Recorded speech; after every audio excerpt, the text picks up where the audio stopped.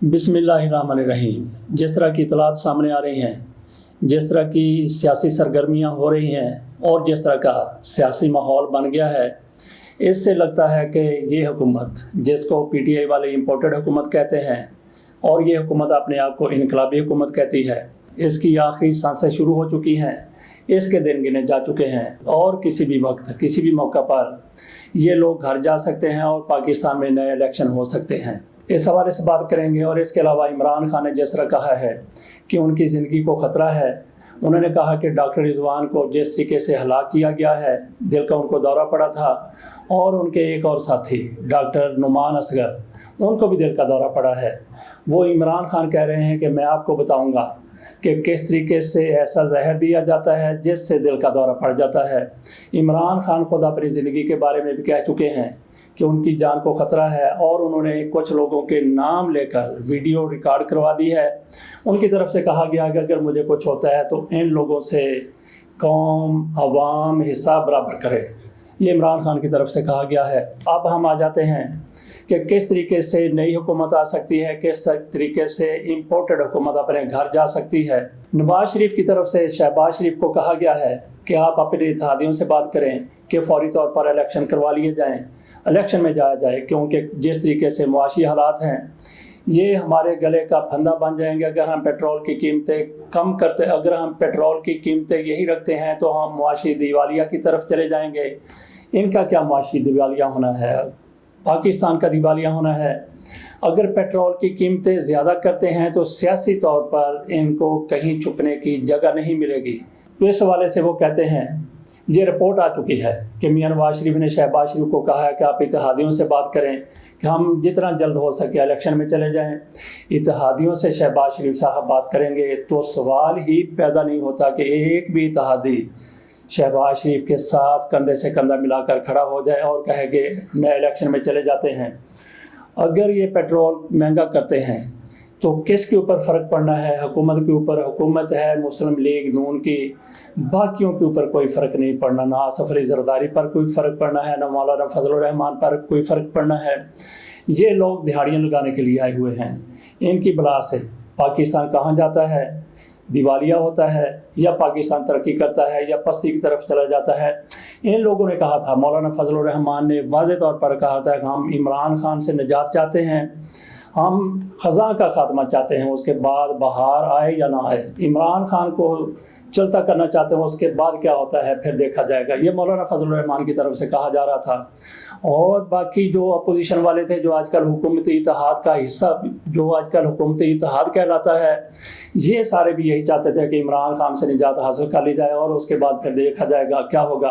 और वही कुछ हो रहा है जो उन्होंने कहा था कि उसके बाद फिर देखेंगे क्या होता है, और वही कुछ हो रहा है। ये लोग किसी तौर पर भी नहीं कहेंगे कि नए इलेक्शन में चले जाएं। अगर ये नए इलेक्शन में जाते हैं तो इन पर जो केसेस हैं उनका क्या बनेगा? इन लोगों ने जेलों में जाना है, उनका क्या बनेगा? ना इनके केस ख़त्म होंगे, ना ये जेल जाने से बच सकेंगे। और मौलाना फजल रहमान ने जिस तरीके से सदर बनने का ख्वाब देखा हुआ है, उस ख्वाब का क्या बनेगा? अभी तो इन्होंने अपने हामियों को, अपने साथियों को, अपने बच्चों को बड़े बड़े ओहदे देने हैं। अभी तो 1 माह हुआ है और ये सहाफ़ियों को भी घेर घार कर जो इनकी चमचागिरी करते रहे हैं उनको वजारत तक के ओहदे दे रहे हैं। इन्होंने और बहुत कुछ करना है। तो ये कैसे चले जाएंगे इलेक्शन की तरफ? एक भी इत्तेहादी इनमें से फेवर नहीं करेगा, क्योंकि भुगतना तो नवाज शरीफ ने है या शहबाज शरीफ ने, उन्होंने भी खाक भुगतना है। उन्होंने भी क्या भुगतना है? उनकी भी बला से अगर मुल्क का दिवालिया होता है, वो भी इक़्तिदार को तूल देना चाहते हैं। लेकिन फौरी तौर पर मियां नवाज शरीफ और उनकी बेटी मरियम नवाज शरीफ साहिबा, वो फौरी तौर पर इलेक्शन चाहते हैं। मरियम साहिबा फौरी तौर पर इलेक्शन चाहती हैं और अपने पिताजी को उन्होंने कायल कर लिया है, और नवाज शरीफ इसी वजह से नए इलेक्शन की तरफ जा रहे हैं।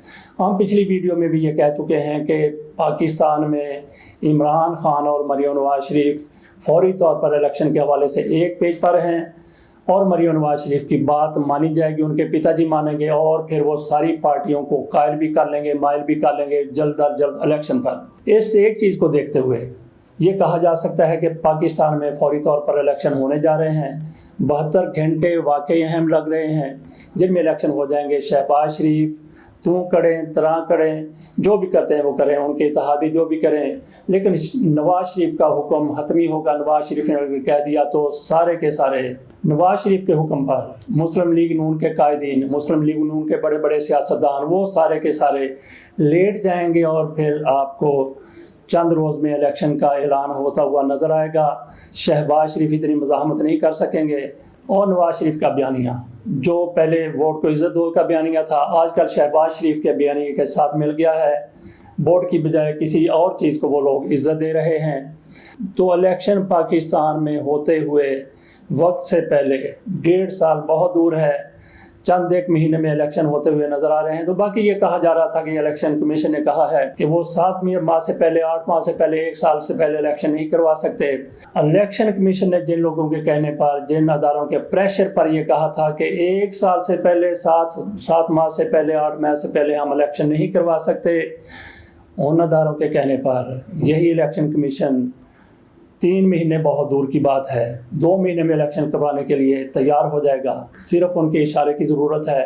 اب ہم آ جاتے ہیں عمران خان کے بیان کی طرف۔ انہوں نے سیالکوٹ کے جلسے میں یہ کہا تھا کہ میری زندگی کو خطرہ ہے، کچھ لوگ مجھے مارنا چاہتے ہیں، ان میں باہر کے لوگ بھی موجود ہیں اور اندر کے لوگ بھی موجود ہیں۔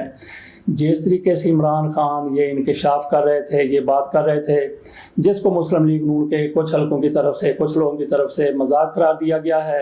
عمران خان جس طریقے سے بات کر رہے تھے اور جس طریقے سے کہہ رہے تھے کہ میں نے ایک ایک کا نام اس میں لکھ دیا ہے، ہر ایک کا نام میرے دل پر لکھا ہوا ہے کہ کس نے کیا کردار ادا کیا ہے، تو اس سے یہ لگتا تھا کہ اگلا نام وہ ایک بڑے بندے کا بتا دیں گے جس نے پاکستان میں سارا کچھ ارینج کیا ہے، سارا کچھ اکاموڈیٹ کیا ہے، ساری سازش کی پشت پناہی کی ہے۔ لگتا تھا کہ عمران خان وہ نام بتا دیں گے، لیکن عمران خان نے بڑے حوصلے سے کام لیا، انہوں نے کسی ایک کا نام بھی نہیں بتایا۔ کتنے لوگ ہوں گے؟ 4 لوگ ہوں گے، 5 لوگ ہوں گے، لیکن ایسی سازشیں، ایسے منصوبے 6-7 لوگ نہیں بناتے، 1-2 لوگ بناتے ہیں، بلکہ تو ایک ہی سارا کچھ کرتا ہے۔ تو باقی دیکھتے ہیں کہ ایسا کچھ اگر ہوا ہوگا، خدا کرے کہ عمران خان زندہ رہیں اور ان کے خلاف اگر کوئی بھی سازش ہوئی ہے تو وہ ناکام ہو جائے، خاک میں مل جائے۔ عمران خان نے جس طریقے سے بات کی ہے، جو لوگ ان کے مخالفت کر رہے ہیں، جو لوگ ایسا منصوبہ بنا چکے ہیں، وہ بہت زیادہ الرٹ ہو گئے ہوں گے، اور اب ایسے منصوبے پر عمل کرنا ممکن نہیں رہا۔ لیکن کوئی دوسرا تیسرا فریق اس چیز سے فائدہ اٹھاتے ہوئے کہ عمران خان نے ان لوگوں کی طرف، ان کرداروں کی طرف اشارہ کر دیا ہے، کوئی نیا معاملہ سامنے لا سکتے ہیں، کوئی نئی سازش کر سکتے ہیں۔ وہ لوگ جن کا عمران خان نے شاید نام نہیں لیا ہوگا، لیکن وہ لوگ عمران خان کے اس بیانیے کو استعمال کرتے ہوئے کوئی نئی سازش بنا سکتے ہیں۔ تو عمران خان کی حفاظت بہت ضروری ہے، جیسا کہ آج رانا ثناء اللہ کی طرف سے عمران خان کو سیکیورٹی دینے کا اعلان کر دیا گیا ہے، لیکن سب سے زیادہ سیکیورٹی عمران خان کو خود اپنی کرنی ہوگی۔ عمران خان جس طرح سے لاؤبالی پن کا مظاہرہ کر رہے ہیں، لاپرواہی کا مظاہرہ کر رہے ہیں، تو عمران خان کو خود بھی اپنی حفاظت کرنی ہوگی۔ اس کے بعد اداروں کی طرف دیکھیں گے ان کی حفاظت کریں۔ تو جن لوگوں کا جن لوگوں کی طرف عمران خان نے اشارہ کیا ہے، یقینی طور پر وہ عمران خان سے زیادہ حفاظت کر رہے ہوں گے۔ تو عمران خان کی طرف سے ڈاکٹر رضوان کا نام لیا گیا، جو FIA کے ڈائریکٹر تھے، ان کی ہلاکت ہو گئی، وہ جاں بحق ہو گئے دل کے دورے کی وجہ سے، اور ایک طبقے کی طرف سے، ایک حلقے کی طرف سے کہا گیا کہ ان کو قتل کیا گیا ہے۔ ان پر اتنا زیادہ پریشر تھا کہ وہ پریشر برداشت نہ کر سکے، ان کو دل کا دورہ پڑا اور وہ دار فانی سے کوچ کر گئے۔ عمران خان بھی کہہ چکے ہیں کہ ڈاکٹر رضوان پر اتنا زیادہ پریشر تھا کہ وہ اس پریشر کو وہ برداشت نہیں کر سکے۔ عمران خان نے مزید بھی کہا ہے کہ ایک اور FIA کا افسر نعمان اصغر، اس کا نام ہے، اس کی عمر کوئی 35-36 سال ہے، اس کو بھی دل کا دورہ پڑا ہے، اور اس کو بھی اسی طرح سے پریشرائز کیا جا رہا تھا، اس کی وجہ سے اس کو دل کا دورہ پڑا ہے۔ عمران خان نے ساتھ یہ بھی کہا کہ آئندہ میں یہ بتاؤں گا کہ کس طریقے سے ایسا زہر دیا جاتا ہے کھانے میں جس سے دل کا دورہ پڑ جاتا ہے۔ اس پر مریم نواز شریف کی طرف سے عمران پر شدید یلغار کی گئی ہے، شدید حملے کیے گئے ہیں۔ ان کی طرف سے کہا گیا کہ عمران خان نام بتائیں۔ یہی مریم اورنگزیب صاحبہ کے بھی کہہ رہی ہیں، رانا ثناء اللہ بھی کہہ رہے ہیں کہ نام بتائے جائیں۔ کیسے نام بتا دیے جائیں؟ ان لوگوں کے جن لوگوں نے ابھی سازش کی ہے، آپ لوگ تو کہتے ہیں کہ جب تک سازش پر عمل نہ ہو جائے، جب تک منحرف اراکین جرم نہ کر لیں، اس سے پہلے کیسے ان کو سزا دی جا سکتی ہے، یہ کیسے ان کو سزا دے دیں گے؟ ساتھ ہی رانا ثناء اللہ نے کہا ہے کہ اس حوالے سے جوڈیشل کمیشن بن سکتا ہے، آپ پہلے خط کے حوالے سے بھی جوڈیشل کمیشن بنا دیں، جس کا عمران خان اور بہت سے لوگ مطالبہ کر رہے ہیں۔ تو بات ہم کر لیتے ہیں زہر کی۔ عمران خان نے ایک موقع پر جب یہ دھرنے میں بیٹھے ہوئے تھے لاہور میں، ایم کیو ایم کی ایم این اے طاہر آصف کا قتل ہو گیا تھا، وہ ایم کیو ایم کی ایم این اے تھی، عمران خان ان دنوں دھرنے پر تھے۔ عمران خان کی توپوں کا رخ مسلم لیگ نون کی طرف تھا اور ایم کیو ایم کی طرف تھا، وہ ایم کیو ایم کی ایم این اے تھی۔ عمران خان نے کہا تھا کہ کل میں بتاؤں گا کہ بیگم طاہر آصف کو کس نے قتل کروایا ہے، لیکن اگلے دن پھر عمران خان نے اس کا ذکر نہیں کیا۔ اسی طریقے سے عمران خان کہہ رہے ہیں کہ میں جلد بتاؤں گا، ہو سکتا ہے کہ آج بتائیں یا کل بتائیں، کہ کس طریقے سے کسی کو زہر دیا جاتا ہے، کھانے میں زہر دیا جاتا ہے، اور کھانے میں زہر کے بعد اس بندے کو دل کا دورہ پڑ جاتا ہے۔ تو یہاں پہ مجھے ایک جنرل آصف نواز کا واقعہ بھی یاد آ گیا، آپ کی دلچسپی کے لیے اس پر بھی تھوڑی بات کر لیتے ہیں۔ 1993 جنوری کے آغاز میں جنرل آصف نواز جنجوعہ پاکستان کے آرمی چیف تھے، ان کو اٹیک ہوا، دل کا دورہ پڑا، دل کا دورہ پڑنے سے وہ جاں بحق ہو گئے۔ ان کی اہلیہ کی طرف سے کچھ دنوں کے بعد کہا گیا کہ آصف نواز جنجوعہ کو زہر دیا گیا ہے۔ میاں نواز شریف کی حکومت تھی، میاں نواز شریف نے ان کو اس وجہ سے آرمی چیف بنا دیا تھا کہ وہ کراچی میں پورے سندھ میں آپریشن کر رہے تھے۔ بے نظیر بھٹو کی طرف سے ان کو کہا گیا کہ آپ نے ان علاقوں میں آپریشن نہیں کرنا۔ آصف نواز جنجوعہ نے کہہ دیا تھا کہ ہم ہر جگہ پر آپریشن کریں گے، جس کا تعلق کسی بھی پارٹی سے ہو، کسی کے ساتھ کوئی انفرادی سلوک، امتیازی سلوک نہیں کیا جائے گا، سب کے ساتھ یکساں سلوک کیا جائے گا۔ یہ ایک فکرہ میاں نواز شریف کو پسند آ گیا۔ میاں نواز شریف صاحب اقتدار میں آئے، آصف نواز جنجوعہ کو آرمی چیف بنا دیا گیا، اور پھر آرمی چیف اور میاں نواز شریف کے مابین اختلافات شروع ہونے لگے۔ میاں نواز شریف کو یہ تحفظات تھے کہ آصف نواز جنجوعہ سیاست میں مداخلت کرتے ہیں، سیاسی لوگوں سے ملاقاتیں کرتے ہیں، اور ان ملاقاتوں میں سیاستدان ان کے خلاف آرمی چیف کو برگلاتے ہیں، انگیخت کرتے ہیں۔ تو یہ اختلافات شروع ہوئے اور پھر اختلافات بڑھتے چلے گئے۔ آصف نواز جنجوعہ کی بیگم کی طرف سے ان کی موت پر کہا گیا کہ ان کو زہر دے کر ہلاک کیا گیا ہے۔ جیسے ہی موت ہوئی، ایک رشید بڑائی تھے، ریٹائرڈ میجر تھے، میاں نواز شریف کے قریبی تھے، معاون تھے میاں نواز شریف کے، انہوں نے فوری طور پر یہ معاملہ اٹھا دیا کہ آصف نواز جنجوعہ کو حکومت کی طرف سے زہر دیا گیا ہے۔ بات بڑھتی گئی، ان کی اہلیہ بھی سامنے آ گئیں، اور پھر حکومت کو مجبور ہونا پڑا آصف نواز جنجوعہ کی قبر کشائی کی جائے۔ جنجوعہ صاحب کی قبر کشائی کی گئی۔ جو لوگ بھی نمونہ لینے گئے تھے ان کے بالوں کے، جب قبر کشائی کی گئی تو بدبو اس طرح سے پھیلی کہ لوگ وہاں سے بھاگتے ہوئے نظر آئے، لیکن جن لوگوں کی ڈیوٹی لگائی دی گئی تھی، جن کی ذمہ داری تھی، انہوں نے بہرحال اپنی ذمہ داری پوری کی، اور معاملہ پھر امریکہ میں، اور وہ بال ان کے یا جو بھی نمونہ جات لیے گئے امریکہ لیبارٹری میں بھیجے گئے، وہاں سے رپورٹ آئی کہ ان کو زہر نہیں دیا گیا، ان کی موت طبعی موت ہوئی ہے۔ ناظرین آگے بھی بات سن لیجیے، یہ بات ہم نے شروع کیوں کی ہے۔ میجر رشید وڑائچ دبنگ قسم کے آدمی تھے، اچھی شہرت والے آدمی تھے، لیکن وہ مشیر کن کے تھے، معاون خصوصی کن کے تھے؟